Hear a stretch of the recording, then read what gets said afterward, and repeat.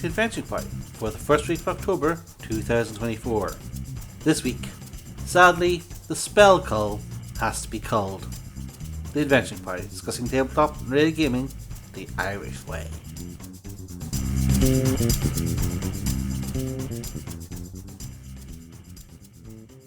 Smoking jacket room. The blood-curdling screams wafting in through the French doors as we stoke our pipes, settle into our wing-back leather-bound chairs, gaze upon the tomes and tomes and tomes of spells we've culled. But will we cull anymore? Are we actually in it? Well, we were until. Do you know what? It's been a pleasure, Warlord Scar, but really sometimes you just stick your battle axe in where it's not wanted. Welcome back, folks. It's another spell cull. Wouldn't you say so? I would say so, yes. Yeah, and I've got bad news, especially for a warmonger like yourself who does love the splitting of skulls and the spelling of culls. No, reverse that, the other way around. Well, folks, if you're even moderately interested in D&D, then you've probably noticed a couple of things have happened since the last episode. They've dropped the PHB on us, the Player's Handbook. And by Player's Handbook, I mean half of this is spells book. And because D&D works differently now, quite hard to find the original versions of some of these spells. I mean, by original, I mean the 5th ed versions. We can always refer to books. But we're in the era of D&D 2024 5th ed. Don't look too closely at the changes, question mark. Please buy our VTT, question mark. Yeah, it's not a new edition, but you should definitely buy the new book. Yeah, what, $180 for? Yeah, that's normal. $80. Well, I mean, it's every 10 years, right? So it'll be fine. Okay, you've got me there. We are a miserly lot. I mean, how many Space Marines can you buy for that? Like 3? 7? Yeah, go spend some money on a PDF for your favorite role-playing system, preferably one by a third party. Because guess who doesn't release PDFs? Oh yeah, that's right. The people who make the core You game. get a PDF. You just need to sign up for a 57-year D&D Beyond subscription, and promise your soul to Vecna. No, you get online access to the thing they might change. Okay, you know what? We could do this ad infinitum. I feel like we already have at least twice. Probably have, yeah. Okay, fair. Smoking jackets on, boys. It is, of course, hold on, I get the effect ready. Probably the last time we'll use this. Spell call. This time, I think we're going to try to summarize our thoughts on the list of spells that we were working on, which is the original 2014 list.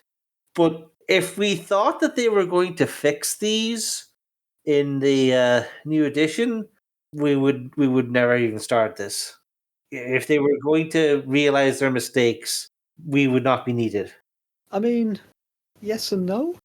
It's not all bad, but it is. Look, we could be accused of being wildly ambitious when it comes to multi-part series. See our Battle Royale of RPG systems, see our Tomes of Gygax series covering the original Dungeon Master's Guide. And we thought, hey, I mean, how long will it really take us to get through all the spells in the 5th ed PHP? Took a while. Took a long time. Took almost as long as that pause. And we got to what? The D's? The E's? E's. We finished up E. So instead of trying to kind of fight the tide, I mean, we'd essentially have to start again. And there's no telling. We might not get through all the 2024 spells before the edition flipped over. So instead, we've decided to pull the plug on this series and end with the 5 spells that each of us would like to cull. No, not rewrite, not equivocate about, not wish for a better world, but just gone from the game forever.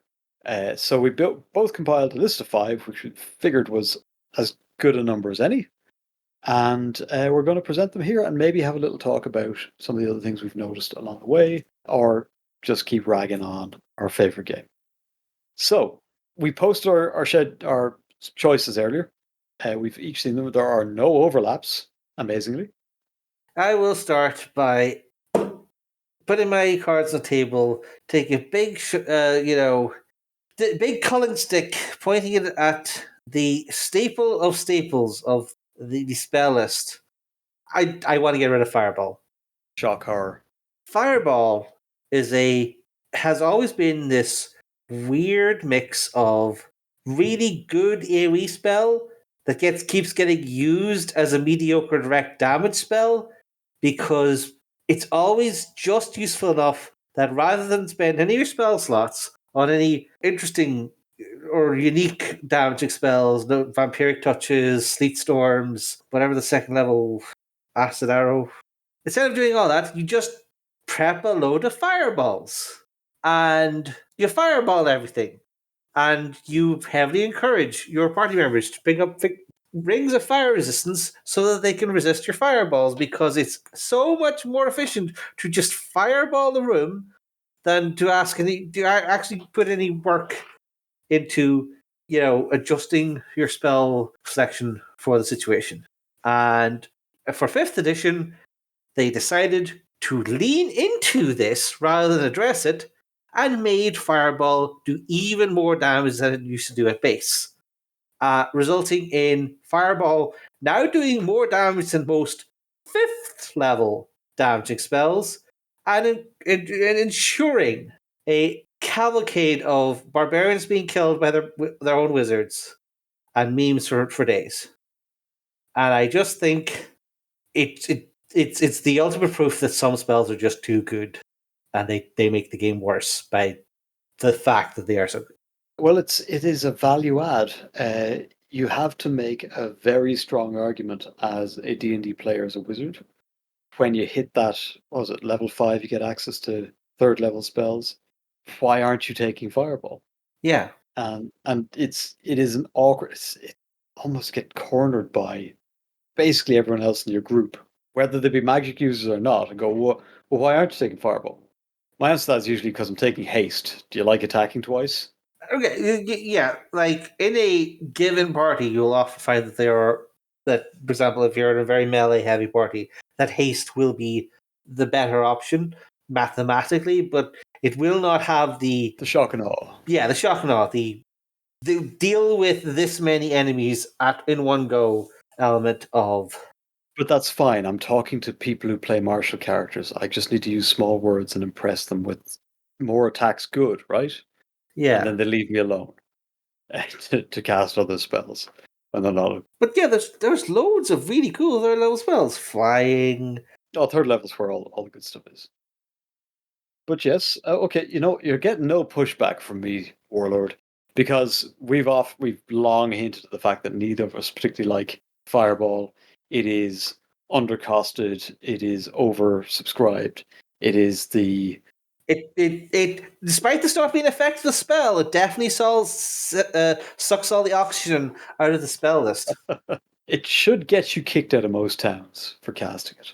But as like as not, published adventures aren't just throwing fireballs around, but they're usually handing out necklaces of fireball as well.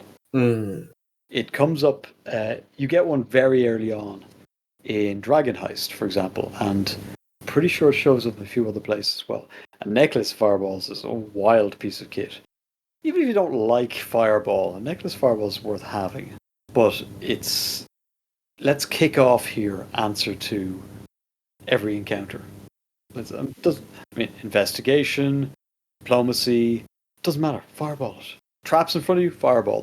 It's a bit of or do we not like it because of what it tells us about ourselves as players?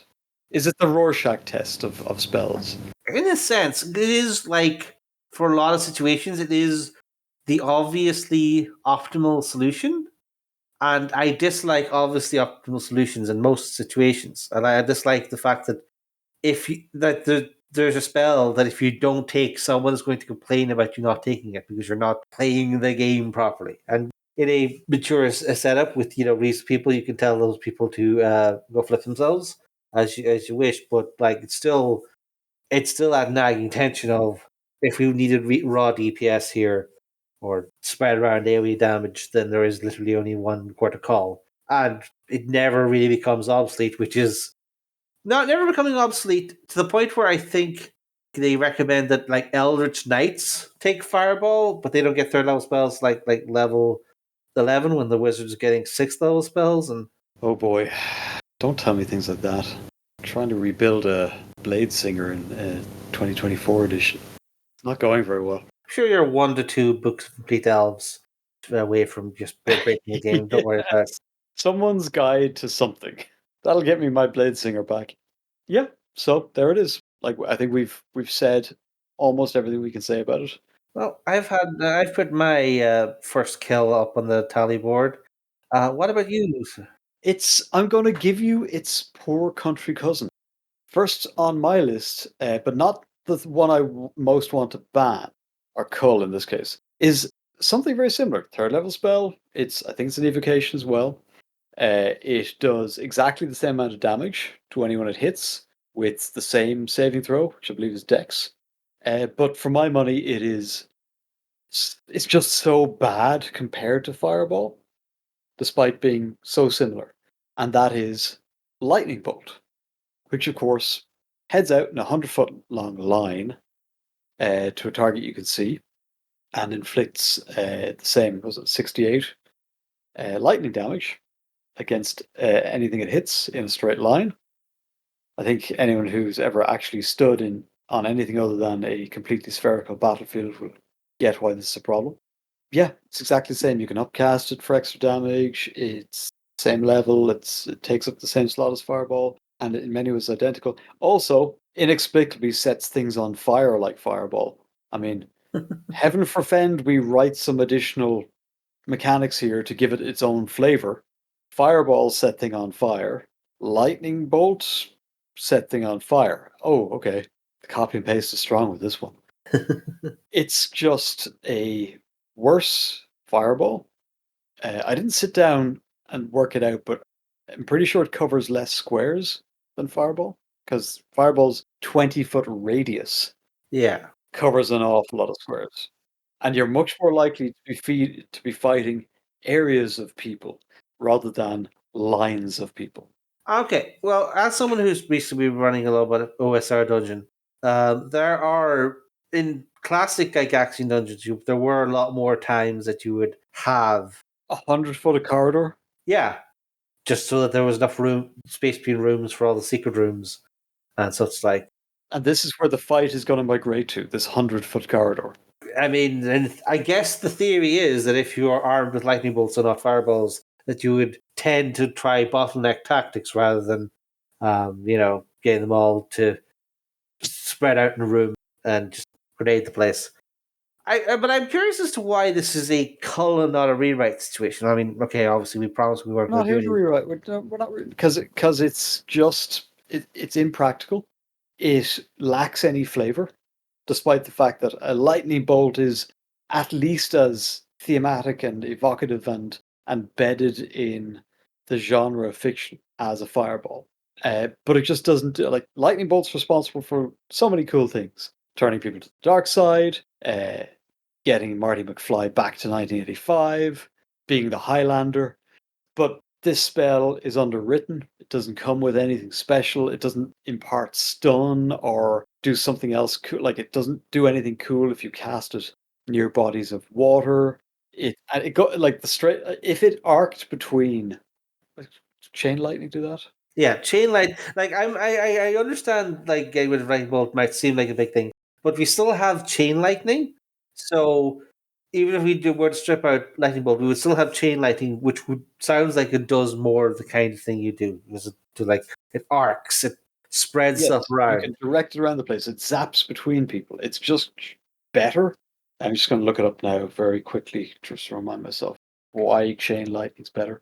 And that's if lightning bolt is if fireball is the hammer, then lightning bolt is the scalpel that you could weave between, or it should be, but it isn't. Yeah, but that's sort of the things that Gygax, in his utter glee at giving people overpowered spells and then having them hoist boom petard, he was a big fan of using Fireball in enclosed spaces would cause backdraft. And a similar trick for Lightning Bolt was that if you cast it in too short a corridor, that it would bounce back and hit you in the face. You can sort of blame Gygax's predilection for figuring out new and interesting ways to punish his players for why we have two different spells. So maybe it was written differently in the past, but the way it's written at the moment, Chain Lightning, 3 bolts leap from that target to as many as 3 other targets. So it's not like you get to kind of run a line between a whole bunch of them, but you do get to target someone and have it jump to other targets within 30 feet of the first target. So it's quite selective. It's nuanced. It's selective. It's everything that Lightning Bolt should be, but it's 3 levels higher at 6th. Does a hell of a lot. Does 10d8 damage. It's a lot of damage. If we had time to fully rewrite, I would probably rewrite Lightning Bolt to work like Chain Lightning and be scaling. But then again, as I said, if we were doing that, we would be rewriting the entire spell system, and we do not have time for that. No, so we should move on to your second choice. Sure. So I would like to talk about the other overpowered spell that everyone takes, and I can't stand hearing discussions of it. Although this might be a little less fair, because a lot of the reason I hear about it is because I go to a lot of OSR blogs and other places where people will really, really harp on about, because you're a real wizard, you only have one spell per day, you must totally maximize the effectiveness of your one spell per day, and therefore there's really only one choice, and that is sleep. And I don't like the way sleep changes the game. Because what you have here is you have, at first level, we have an AoE save or die spell, essentially. As you pointed at a bunch of kobolds or goblins, whatever, they all fall over, and then you have to have the can paladin stab people in the throat conversation. While they're asleep. Yeah.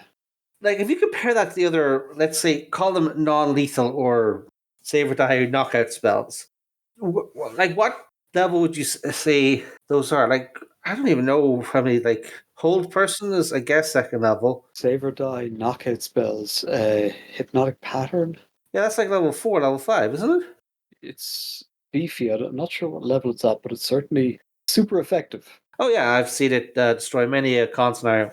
But, like, why are we allowing this one first level spell to do similar work at scale to that at first level when it's usually incredibly restrictive in the magic could affect it? Like you see it a lot in optimization threads for those who can take it. It's like low level. It's super effective. And here's the other problem: its effectiveness drops off really quickly. It really does. Yeah. It starts off as like D4 plus 10 hit points worth of people or something like that, right? Yeah. And then it's like another 5 for every. If you upcast it, it's like an additional.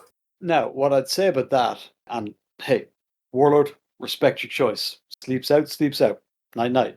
But it is a good object lesson for spellcasters in why it's important to review your prepared spells as you level up. Like it is super effective early on and then very rapidly drops off, which is a good way of telling people are playing the game. A, check what you're loading up every morning. B, one of your main reasons for existing is finding other spells. So go out and find them. They're in other people's spell books. Your XP is, in that goblin. Your spells are in that rival wizard. And they might have better stuff than you. So go get it, champ. But yeah, like it can do a lot of damage early on. Especially if you find yourself in the company of paladins who, well, they took the course, but they're not necessarily restricted by minor things like that. I don't think I would really have that much problem with like they just made it a weaker version of Hold Person where you pointed at someone and they make a will save, or they fall asleep for a minute or something. I don't think I or anyone else complain about that, but instead they've kept on this road, presumably inspired by many first edition Grognard waxing lyrical about the time. There, they said my one hit point wizard was useless at the party, but then I took out 12 kobolds with a single spell. And I don't know, I I just don't like that play pattern. I don't like this idea where we're making people do these big grand plays as opposed to, being smart with the tools that you have which have their own usefulness, as opposed to waiting and waiting and waiting until you find that nest of goblins or whatever, and then making the paladin ask some personal questions. Paladins, not a deeply reflective people, as I'm sure you're aware. They're slitting throats before you can finish the incantation. We'll move on to you yourself. Okay, this one isn't going to be front and center for a lot of people. It's a long spell, it's about half a page in the book, and you've probably never seen it cast. You may not have even encountered it that often. It's a spell called Guides and Wards. Are those guards and wards? What did I write? Oh yeah, guards and wards. And it's a bit of a tricky one, but I put it here as a way of representing what I would consider an entire class of spell. And that's the spells in the player's handbook that really should be NPC spells and not player spells at all. Yeah. The spells that are trying to preserve the illusion that you too can one day build your own dungeon by casting a whole bunch of spells, and then you'll be a master of a dungeon. Well, this one is tailored for the master of a dungeon. So, Guards and Wards is you create it's a 6-level abjuration. It's got a casting time of 10 minutes and a duration of 24 hours. But the duration, we'll come back to that. So you create a ward that protects up to 2,500 square feet of floor space, an area of 50 feet square, or 100 5-foot squares, or 25 10-foot squares. Okay. The warded area can be up to 20 feet tall and shaped as you desire. You can ward several stories of a stronghold by dividing the area among them, as long as you can walk into each contiguous area while you are casting the spell.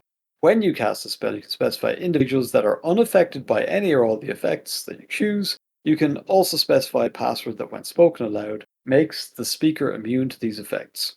And the effects are corridors are filled with fog, doors are magically locked, stairs are filled with webs, and then you get to choose a couple other things, such as stinking clouds or suggestion, to take effect in this area. And now, the whole warded area radiates magic. Spell magic cast on a specific effect, if successful, removes only that effect. And you can create a permanently guarded and warded structure by casting the spell there every day for 1 year. I've never seen this spell in any dungeon ever. Ever. No, I mean, you would imagine that a spell this effective, only 6th level, the components are minuscule, amounting to a handful of common items like string, a small amount of Umberhold blood. Perhaps that's a little hard to come by. Small silver rod worth 10 gold pieces, but it ain't nothing much. You're effective, like player characters are casting much more expensive spells every day of the week. Yeah, this should be everywhere. It is the password protected area spell. But it's not fun to have to go through. It's hell to have to go through. Unlike many other spells, you can only dispel bits of it. And it's in the player's handbook as if someday you're going to cast this, because you're going to settle down into a lump of real estate that needs to be this heavily warded. I mean, if I was in a PvP game of D&D, maybe I'd see some utility for this. It's like if I was playing Rust D&D, I'd want this. I'd like this would be the most popular spell on the server. Yeah. And maybe is there, like, you familiar with Sword Art Online? Vaguely, by reputation. That's a very popular anime around PvP, sort of D&D style PvP online multiplayer isekai thing. Like, this is rock, but in a game of D&D, the way we generally understand to be played, what the hell is this for? As you say, it's never been applied to. I'm pretty sure it's never been applied to a published dungeon. Yeah, no, I've never seen one. I've been going through a whole bunch of old published dungeons. The kind of place you would expect this kind of thing to go on. And I've never seen anything where all of the corridors are foggy and all of the doors are locked and all of the doorways have webs in them. And even the most deadly dungeon I looked up never has that level of absolute nonsense on every surface. I mean, Gary Gygax could have written this spell. So I'm just going to dive a little bit deeper just for a second. Corridors, fog-filled, making heavily obscured. In addition, at each intersection or branching passage, offering a choice of directions, there's a 50% chance the creature other than you will believe it is going the opposite direction from one it chooses. Doors, as I've said, magically warded as the arcane lock spell. In addition, you can cover up to 10 doors with an illusion equivalent to minor illusion to make them appear as plain sections of wall. So you're wandering down the foggy dungeon trying to spot illusion-covered doors. And the strands of web in the stairways recover after 10 minutes if they're burned or torn away. So your escape route is being blocked behind you. Yeah, it's just like this is who hurt you, Dungeon Master? Why did you do this? I don't think anyone hurt them enough. So someone wrote it out of obligation, and then no one ever cast it or used it in any way. It's a wild spell, right? Like, okay, imagine go either side of that line. You're behind the GM screen, and you decide to drop this. And remember, the stronghold is also filled with people who this isn't affecting, and your players are trying to get in there. Maybe you just don't want to run the game anymore. But it's the passive aggressive way of getting your entire party to quit. You're a player, and you encounter this. It's like, okay, even with planning, I now have to devote every single slot to. I know we're way over time. Every single spell slot is now got to be devoted to dispel magic. Yeah, okay. I think we're get this stuff out of here. We've already explained there needs to be a system for ritual spells. They had one in 4th ed, but then people were angry at 4th ed, so they took the good ideas out. We've done this dance a few times. Anyway, moving on.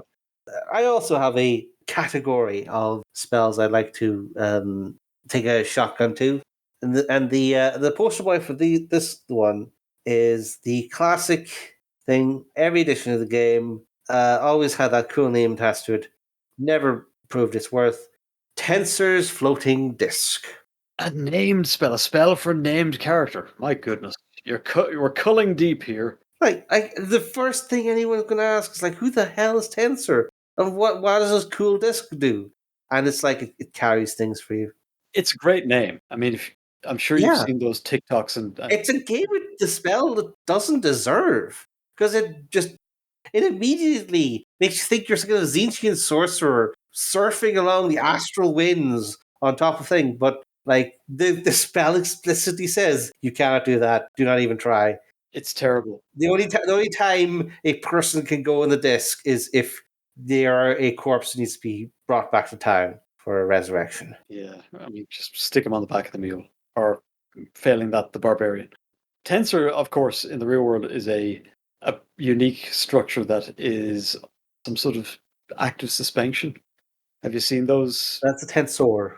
A tensor, yeah. I mean, it's a variation on the word, but it looks they're those structures that look like they're floating due to the non-intuitive way that the weight distribution is. Yeah. Suspension and weight distribution works. You can build one yourself from Lego. I've done it. It's great fun. Yeah. Whereas a tensor is, I believe, an anagram of Ernest. Oh, very good. Because it's the character of Ernest Gygax, or the eldest son, I believe, and one of the first people who were subjected to the final cut of a D&D by Gygax. The floating disc is a utility spell that has no particularly good utility. Yeah. It can carry a lot of weight. It can carry it behind you, but it's like mules, it doesn't do stairs. It won't do changes in elevation above exceeding 10 feet. It's just a picky, choosy, obstinate spell that is available very early on, and no one ever takes it because you're just better off sticking it in a backpack. Yeah. I know there's the OSR argument of, you have to track every pound of coins that you bring, and the floating disc is great for carrying treasure chests you don't want to open. No, it's not. If the first 10-foot pit I have to cross, it fails. It won't do it. So now what? Tensor's magical catapult to throw the coins over onto the next disc I cast? Right, I'm down 3 spell slots now. I think Morton Keenan made a magnificent mule spell in some edition. That might be more useful. Bag of holding is more useful. Yeah. I can just throw the bag of holding across the pit and then go after it and jump the 10 feet. it's just a cool sounding spell that immediately makes you think of all kinds of useful things it could do, and then it doesn't do any of them because they're afraid of making it too flexible. Another spell I think about this is Mage Hand, where they have for years refused to let Mage Hand actually be used to, pick up a sharp object and poke a guy with it. It's refused. It In has to fairness, be. that's like the least useful thing you could do with Mage Hand. Its applications I've found are many and varied in the right kind of hands and the wrong kind of mind. But I take your point. It's things you would expect to be able to do with Mage Hand. You can't do. Tensor's floating disk is even worse. And it has all the hallmarks of something that was returned to again and again and chipped away at as problematic use cases sort of arose, where whoever's writing these things went, oh, ran a campaign and this was totally abused. And we're gonna carve out this exception. It doesn't work under these circumstances. And they come back 10 years later and they do the same again. Oh, no, we can't have it going up too fast because then they get, it's just, no, you're right. Get rid of it. It's a horrible spell. It promises so much and then it's a kind of a cul-de-sac spell, which the game has managed to shed a fair few of, but there's these spells like just don't take. Until exactly this year, True Strike would have been on that list. Yeah. Like this doesn't work the way you think it's going to work. Yep. Right, so tense is gone. Okay, so I'll move on to my number third, Clairvoyance. Now, this one isn't actually my choice. It is at the behest of Mr. E, who is the guy who runs our Discord server. Come visit our Discord server, where the party goes on after hours. You can find a link in the show notes, and you can join in the discussion on so many different topics. But how many people are on our Discord? I've never thought to look. Quite a few now. And some of them happen to know are RPG writers, contributors, playtesters. Lots is a varied bunch. You're going to be in good company. Yeah. Join our Discord. So Clairvoyance was flagged, and I'm very much in agreement with Mystery on this one. It's a class of spell that basically brings the game to a shuddering halt and forces the GM to play kind of monkey's paw, devil lawyer games with questions and answers. The funniest example of this has got to be from the D&D movie, where they resurrect a bunch of people and ask the questions. And that's great because they appear to have any number of castings of Speak with Dead. But when you get to Clairvoyance, which is an observation spell, or things like, what's the one where you ask the gods questions? Augury? Yeah, things like that. They all tend to go the same way. The GM has to hum and haw over how they might give you a truthful answer that doesn't reveal too much, or they just give up, they just open the book to the relevant page and just start reading, which kind of kills it. There's a Clairvoyance in particular has a couple of caveats that, a bit like Tensor's Floating Disk, this has been written to be obstructive. Just pull it out here. Do you know Clairvoyance by heart? Is that one you'd put in your... I've never been in the party with the particular kind of information vampires who really like casting it. It's either very abusable or very useless, depending on the mood of your GM, which is not a great place to be in because you'd like to be able to pick up I mean, Fireball has its naysayers, but at least everyone knows where they stand with it. Now, Clairvoyance, however, a slightly different beast. It's one of those spells you kind of have to check in and see, well, is it going to work the way I think it's going to work? It's third level, casting time of 10 minutes, and duration, concentration, up to 10 minutes. Okay. 100 gold. My goodness. Information is not cheap. So you create an invisible sensor within range, and the range is a mile, in a location familiar to you. So you have to have been there already. So it's not... First off, the Clairvoyance, unlike the definition of the word, is not somewhere that allows you to see anywhere. You've got to have been there already or be familiar with it. Or is in an obvious location that's unfamiliar to you, such as behind a door, around a corner, or in a grove of trees. Presumably this corner is not a mile away. The sensor remains in place for the duration, and it can't be attacked or otherwise interacted with. Fine. So when you cast a spell, you choose seeing or hearing. And this is where the obstructive GM has a field day, because If you can see, they'll be like, okay, well, the two people you're interested in are a person you know and somebody you don't know walk into a room and they're talking. One of them has their back to you. The other guy, you can see him.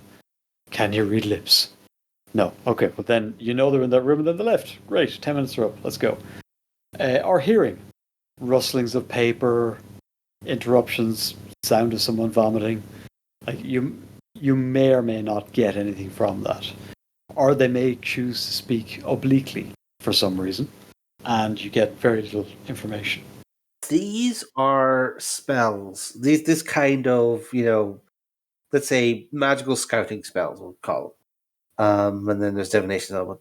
These kinds of spells were designed in a very different environment. They were designed for plotless dungeons, where this was a how do we safely scout the next room to figure out if the dragon is there or if it's just 3 kobolds. That was the type of thing that this kind of spell was intended for. But these spells could not adapt to the growing story-based gaming that became popular in first and second ed and on so on since.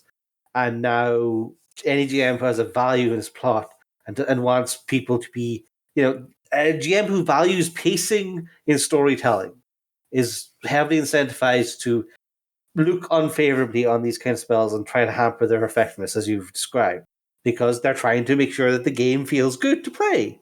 But the player isn't the thing of like, I don't know that the emotional impact will be better if I do it this way rather than this way. So obviously I should do it this way because. And then you have the efficiency players saying, even if it would be better story, we should still work more efficiently and with better personal safety because that's what professionals do. Blah blah blah blah. And they just never they basically found the designers of the game found themselves in a corner where these were iconic spells from the very first edition of the game, so they felt they couldn't take them out, but they didn't really fit in the paradigm that we're used to. They were designed for let's just not send the thief into the dragon's treasure and get killed. Let's use a spell instead. That style of play is barely around anymore, except in OSR games and stuff. But in D&D mainstream, it's gone, and therefore the reason to have the spells is in the way that they are is also gone, or it requires heavy modification. But they have to keep the spells in because they were in the original DMG and they're iconic, etc., etc., etc. That's my take. Yeah. Wait 2 more spell levels and you get scrying, which is just infinitely more useful and works the way that you would imagine Clairvoyance would work. You can see in here at the same time, it ranges a creature you're familiar with that is on the same plane of existence to you. So yeah, that's Clairvoyance and its ilk. I would anything that makes the GM have to do mental gymnastics between what they know and delivering an honest answer. Augury and things like that are in there as well. Yeah, these are not things that are easy. They're spells that require you to ask what type of game are you running, which is actually an awful lot of mental load to put on a particularly new GM. And these kind of spells tend to be surprises where like, oh wait, like so mysteries don't happen in this universe because anyone can just clairvoyance or ask a god for advice on the problems. And this is where the problems start to pile up. Okay. I have another class of spells which I could pick any number of versions of, but I decided to go for the lowest level version of it, which is Rope Trick. Interesting. This is the one on your list that really made me go, wait, what? Huh. Go on.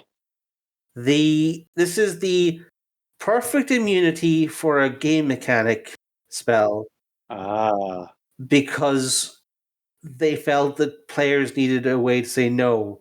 We get a short rest. And it just snaps snaps. I say vermicillin. It just makes the setting seem crazy because this is a second level spell, a third level. This is the kind of person, a kind of apprentice wizard that barely knows how to magic their shoelaces, and yet they can, with a few minutes prep time, create an invincible fortress box in the middle of the sky that basically nothing in the monster manual can deal with. Yeah. It's it's kind of insane. Rangers can take this. Yeah. Like a lot of classes can get this. There's a bevy of these things. There's Lehman's Tiny Hut, Mordenkainen's Magnificent Mansion, and they're all doing this thing of like it's a statement of we do not want players to ever lose the argument over whether they can get the rests in. Like where we're giving the player party, All the warlocks are loving you. giving the player party a whole set of tools at multiple spell levels so that they can say, no, GM, we do get a rest. We do get our spell back. We do charge out of this rope trick, barbarian first with full hit points and a whole bunch of buff spells cast. And there's anything in the monster manual can do about it. I mean, they can go up there after them. I wouldn't want to get stuck in the very small extra dimensional space that Rope Trick creates with, say, a Bargalar. Is that it? The big ape demon thing? Or a Barghast, for that matter. Or most barbarians, to be honest. Or most barbarians, yeah. Anything beginning with B, really. Yeah, like, I'm not saying it's a pleasant experience for anyone involved, but it's very difficult unless you are putting in rules for hardship. Yeah, squeeze into a tiny little box room with all of your sweatiest companions for an hour. Please try to get a short rest in that situation. If you're going to say like sacrifice fatigue from foot smell or whatever, yeah, you're using Rope Trick, but you're also talking about Tiny Hut and what's the Iron Fortress. That's a magic item, actually. Yeah, but that kind of thing, which can be used to great effect. That's a thrown weapon. It's just that they seem so mechanical because It is quite silly. And it's quite video game silly. Yeah, sure, I can just set up camp here in the middle of Death Swamp, get my feet dry, have a little snacky snack. The warlocks napping in the corner, getting back their... What do warlocks get back at short rest? Basically spells. They're called something else, invocation or something. Yeah, it is quite... It's a very video gamey spell. It is rooted in fairy tale. It has that going for it because the rope trick is this classic kind of Arabian Nights-esque. Yeah, I believe it was either Indian street magic or Arabians talking about Indian street magic because the Arabians, for some reason, really thought that India was the real place. I think Aladdin was actually originally set in India because it was the cooler place to set than in the middle of Arabia. Somewhere on the Silk Road. It's never been fully nailed down, but yeah, exactly. Yeah, it's okay. So we also have. I mean, if you want to bury this thing, you can strap on the stench of Orientalism. But now I have to say, I've got a personal attachment to Rope Trick. It has saved my life because it's not the spell you think of as being sort of one to cast in combat, but on occasion when the chips are absolutely down, because there's no I don't think there's any minimum distance stipulated for the rope, which is very useful if you're, say, flat on your back and about to die. You can rope trick up about 6 inches and crawl into a safe space before you lose your last hit, which I've done. My GM was very generous. In fairness, he did say, until you did that, I had no idea how you're going to live through that encounter. It was the Underdark. It was a good time. But yeah, as a class of spells, yes, absolutely. Those impenetrable barriers, those uncrossable thresholds. I mean, it would have been slightly better in the likes of Third Ed, where every monster had like 5 paragraphs of special abilities and spell-like effects they could pull out of their behinds for no reason, where like every demon could cast darkness and angel could cast 3 types of shape change. Or in those days, it might be more understandable for a foe to have some response to these kinds of spells. But in the modern parlance, GMs are often just left completely flabbergasted. It's like, okay, so apparently in this universe, there exists perfect timeout magic, and no one can do anything about it unless they are, a set of wizards or something with spell magic or something. And at the lowest levels, you can get this really early. Yeah. And the other versions just get better. Hmm. They're even more formidable. Okay, so that's Rope Trick. I have to say it was a surprise, but your reasoning is sound, Warlord. Your conversational tactics always win out. So, My second to last pick, one I've railed against, one I think we did an episode on, if I'm not mistaken, is, no one would be surprised by this one, Counterspell. The it didn't happen school of magic. There are other counterspells are available. You can blame Magic the Gathering for that. But Counterspell for me is, and I understand why it exists. I understand there's, in the game of Rocket Tag, every so often you want to get a do-over. But it's a spell that stops things from happening. And for my money, things not happening, it's just dead time in a game. Even in the small increments of a round of combat, you're just going, I'm going to spend all of my time making sure that your time doesn't matter. And that doesn't sit too well with me, so it's on my list. I will allow you to make a firm and frank rebuttal. You can tell me I'm wrong, or we can move on. Well, as I said, we have a full episode on this. In the time since, it's actually that episode's probably a year old at this point. At least. I'm going to look it up. My thoughts on the matter are, like, there's a deeper debate here about whether it's better to take damage and heal it back or to avoid damage in the first place. And that's an RPG style thing that I don't think D&D can answer properly because it's too big. It has, if you're going to commit to the whole, we have hit points, we swing our swords for damage, it is probably better for effects to happen and then be cancelled by, let's say, a dispel magic, or remove curse or whatever, or give a fighter a chance to have a saving throw every turn or whatever. Any of these effects, I think, in a hit point based action economy, I think that is probably a better way to go about dealing with cool effects than just saying, "Oh, that sounds a bit too nasty. I'm going to counterspell it," after the GM's already reached for their dice. Yeah. And even set the scene, giving you some great flavor as to how this spell is going off, the effect it's having. The villain has monologued at length while they're casting it. It's like, but no, it's like it's the. I'm trying to think. I've spent a lot of time being as dismissive of this as possible in the past. I'll refer you back to that. Let's just pretend this didn't happen. So here it is. I'm very grateful to you, Warlord Scar, for giving me the final say, at least on this section of the episode. But we're reaching your you've got a kind of a Hydra for your final pick, right? I had vaguely thought about having Levitate as my final option, but that's less about the spell itself. Why not fly? Well, that's the thing. It's like, okay, now Okay. you're making me do a double header. Okay. Okay, so the problem with Levitate is that it's not fly, and people want it to be fly so bad. This is where you get, like, the lassoing wizards, where people are trying everything desperately, like gust of wind to blow myself along, like, with my levitation, or any other way to This is why I packed a kite. stop or start the laws of momentum to make me fly for second level rather than third level. And it's just a spell, which is a limited version of a more iconic spell that causes people to turn D&D into a farce in their desperate attempts to get ring efficiency out of their spell slots. And I just don't have a terribly high tolerance for that after, many years of gaming. Someone tried to mix the physics with the magic.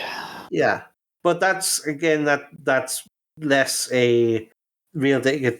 Levitating more, some people just really like the idea that they can get the equivalent of a fourth level spell out of a first level spell slot, and this tingles them far too much. And that's a personal bugbear. My actual final pick is for the eternal problem, folks. I know we promised about 7 years ago that we were going to do the fighters versus mages answer to Life Universe and everything. We did it. It's a lost episode.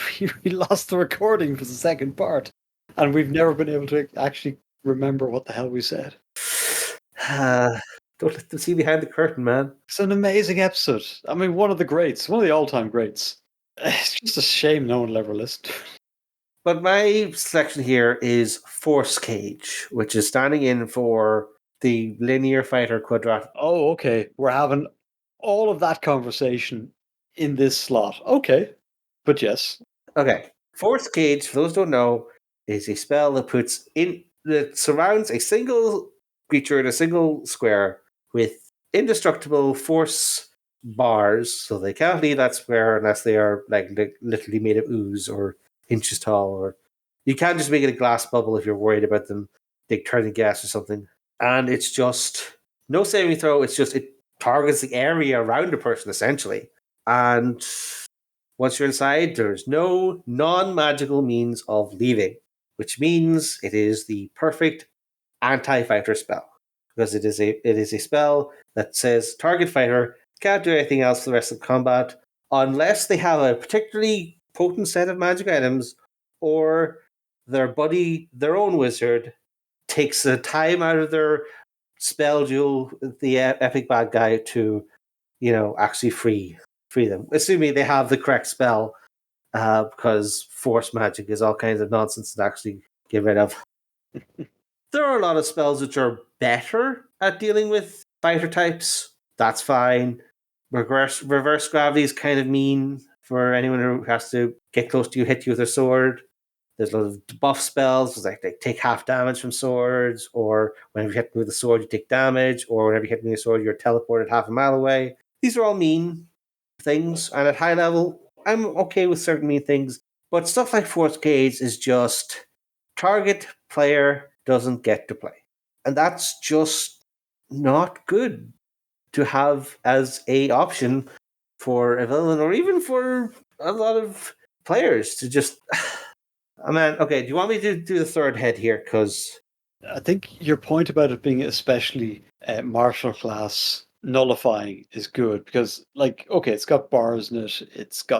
There are gaps. So putting a wizard in there doesn't make any sense. They'll just cast through it. yeah, it's perfectly see-through. You can just Yeah, exactly that. But if I can't swing my sword, if I can't shoot my bow, flick marvels through the bars.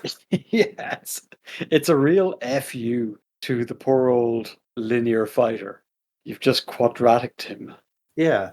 And, like, to be fair, if you're a 13th level fighter, you could do horrible things in a single round to most wizards. That's not uh, that's not untrue, but it's the negation of action, I guess. It's much like the counterspell, except that this one will go on for multiple turns, and there's no saving throw. The only time I think a fighter has really had a chance against the likes of Forcecage was, I think, third edition epic level handbook gave strength DCs for smash your way through a wall of force. So, like, if you could get a 50 on your strength check, you could just smash this indestructible wall in half and charge on out. But that didn't come up as much as people thought. Oh man, if the creature tries to use teleportation or interplanar travel to leave the cage, it must first make a charisma saving throw. Charisma, the pillar of fighters. Once again, paladins are the way of the truth and the light. True, true. On a success, they can use the magic to exit. On a failure, they can't exit the cage and waste use of spell or effect. Oh, and the cage also extends into the ethereal plane, blocking ethereal travel. You can't even unalive yourself to get out of this thing. And the spell can't be dispelled by dispel magic. Interesting. So there you go. Yeah, it's an absolute. Magic is essentially rewriting the rules, but there's got to be something between rewriting the rules and simply negating the rules altogether. I mean, we've sort of implied it back and forth for this entire series. Is there's just an awful lot of stuff that was designed probably by players, by Gary Gygax's own players, where they took his terrible, terrible spell creation rules and researched their own spells in their wizard towers to make stuff. It's either they did it, or because he needed content for the PHP, he might have just stolen some ideas of stuff they wanted and used that to make cool new spells. But the point is, D&D in the original time really leaned into this idea that there wasn't any difference between an NPC and a PC. That the barons and kings that were dotted around the land were just high-level fighters, and all the wizards' towers were run by wizards just the same as you, because obviously all wizards want to have a tower in the middle of nowhere, and none of them ever want to be social. Have you met COVID kids? I mean, there's a certain nobility to that as long as you're willing to engage in a very simulationist approach to the game. Like it suits a West Marches game. It suits a lot of games that were played at that time. Yeah, it suits the type of game that Gary Gygax himself played. Yeah, absolutely. No problem. And that's great. If you've got the time and the energy for it, knock yourself out. There's lots to be said for it. It is, and I think it embraces a PvP slash competitive atmosphere that is perhaps lost to the game today. But it's not the game we play. It's not the game, and it's not the game that the company are selling. And that's the probably the damning part of all this is that there's lots and lots of things that are just legacy stuff that they've left in there without any particular examination, without any real reflection as to why it's there or what its purpose is. They curate and steward it without really taking ownership for what it is and what it does. So, which kind of neatly brings me to my last choice, and this is my number one: get rid of, cut, cull, excise, expel forever from the game. And I don't know, how did you react when you saw this? Do you understand why I chose it? I almost put Matt on the list as well. I'm glad you did. Really? Oh my goodness. Great. Okay, so you probably have a good idea why. My number one pick for a cull is Hunter's Mark. Yeah. Scar, why do you think that might be? Because you keep forgetting to cast it every goddamn round. And every single combat, you go 3 rounds in and say, oh, wait, I didn't cast Hunter's Mark. Damn. Close. So, I mean, if you're casting it at all, it's probably because you are playing A Ranger. a ranger. And that's why I hate it. There is no other spell in the entire player's handbook. I mean, we could make an argument that Fireball it's totemic. It's a defining feature of the wizard class, but not to the extent that Hunter's Mark has become a defining feature of playing a ranger in D&D. And for the life of me, I can't understand why. It's not a great spell. It requires concentration, which I hate. It doesn't have huge damage output or potential. Upcasting it just makes it last longer for some reason. But for some reason, the people who write the classes have decided that this is the defining feature of Rangers. Presumably because they don't have the imagination to come up with anything else. And the reason I would want to excise it for all time is because, against all the odds, in the current 2024 edition, it has become even more important. It's been rewritten, but it's become central to, like, it's practically the only thing that really defines a ranger because they've cut away all of the other things: the exploration, the movement over terrain, the foraging for food, the direction sense, the ability to discern what's in the locale. All of that got cut away. But Hunter's Mark remains. And for the life of me, I can't imagine why they think this is an appealing feature for, like, it's not a class feature. I have to expend a spell slot to cast it. I have to expend concentration to cast it. And now I have to cast it to access other features of the ranger of the subclasses. Like, what is going on here? Why is the entire class hostage to one low level spell that isn't particularly good? And that's why I want rid of it. I think, like, if it was gone, it would force them to either drop Ranger and, I don't know, open up a slot for Artificer, which people love, or rewrite Ranger in a meaningful way that actually made it work, despite the fact that they might have to do something like, I don't know, write hex crawl adventures or put any thought into anything other than social interactions and going down dungeons. There are 3 pillars to this game, after all. I read it in a book somewhere. It came to me in a vision. I saw it in a dream. I heard it on the radio. No argument there. So that's my final choice. I love Ranger. I love Ranger. It has been so badly served for so long, and Hunter's Mark has been the millstone around Ranger's neck for at least 2 editions now. And for life, I cannot understand why anybody thinks that is the defining feature of Rangers. Boils my beer, my blood, my piss, any liquid within the local 5 foot square. Okay, I'm all done now. I think, and this, folks, we just don't have it in us to be this negative all the time. I think that might be why we're actually ending this series. It's the real core, the reason.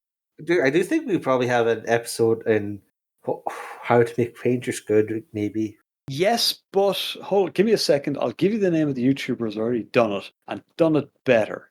Give me a moment to find this guy.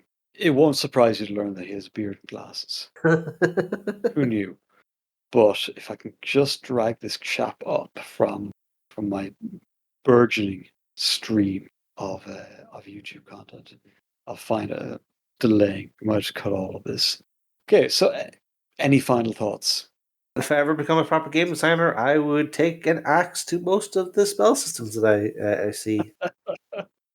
There's a whole bunch of assumptions in D&D's spell lists that do not bear out in actual D&D play, and it would be better for the game mechanically if they sort them out, but they are terrified of accidentally leaving something iconic on the table because they're afraid of having another fourth egg. And man, I feel like in the Pathfinder second ed environment, I think people are starting to realize, maybe actually fourth ed had some better ideas than we should have thought of. But anyway. Oh, is this the fourth ed resurgence? I don't know. I feel like it's slow burning. It's not a big revelation, but I am starting to get the feeling like low level people are maybe thinking about it again. Certainly, I've seen more people like trying it out again in the edition change word. Maybe just like how third ed caused the OSR, 2024 ed will start the fourth ed revival. And fourth ed caused Pathfinder. Mm-hmm. And now we've come to a place where I think a lot of people are like, I don't know if this is for me. What else is there? Bob World Builder is the guy you want to look for, who, honest to goodness, seems to, like a good ranger, makes most of the videos in the woods. And he has talked extensively about what you could do with ranger, what ranger is as a class, because it's somewhat ill-defined. And I have to say, I agree wholeheartedly with most of what he says. He does not need our endorsement. He has significantly more subscribers or viewers than we do. But I can't help but just agree with the guy. I think he has a handle on what rangers need. So yeah, we'll leave it there. I'll just say Bob the World Builder has probably covered anything we'd say about Ranger at this point, although I would dearly love to say it myself. Okay, so Scar, I think this is the first multi-episode long format series we've taken on that we have had to admit defeat on. It's a big problem, and I can understand why people in Seattle might struggle with it themselves. I don't begrudge them, but I just say, man, so many bits that just seem so skippable, callable even. like some of this series. But we're bringing it to an end now. That just means we're freeing up bandwidth for something else. If you'd like to give us ideas for another 37-part series, you can head us up to our social media or come to our Discord and give us all your great ideas. We'll credit you, honest. Oh, 100%. Always. We love the participation from the audience, and we're not proud people. It is much better, I think, to champion an idea and say where it came from than attempt to sort of erect an edifice around it and claim it as your own. But no, we don't do that. We don't finish that way. We just finish. Sometimes we just leave. Sometimes we have to turn our attentions elsewhere. Sometimes there's been enough culling. But until next time, thank you for joining us for this one. Thank you for sticking with us as far as we did go. If you do come to our Discord, bring your number one. I'd love to see this spell gone. From, well, current or 2014 5th Ed, if you like, if we want to do historical period stuff. Or show up with a new conversation. Tell us if you've had a chance to look at the PHB. Is there something in there that you're like, okay, this is a problem from the get-go? And yes, I know conjure minor elementals is a massive problem right now. Don't worry, they have a fully integrated walled garden system to fix that. we errata is dropping in 5 minutes. Yeah. Well, let's see what we bring up next week. But for now, I guess we're done culling.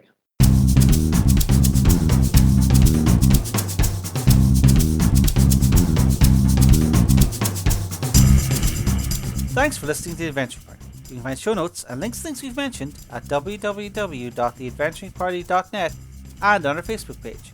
You can leave comments there, or talk to our Twitter account at AdventuringPTY, or you can record a voice message at www.speakpipe.com/theadventuringparty. We can also be contacted directly by email at party@theadventuringparty.net. If you'd like to be in touch with the party all the time, come join our Discord server, link in the show notes. The Adventuring Party is released under a Creative Commons Attribution Non-Commercial Share Alike from Version 3 license.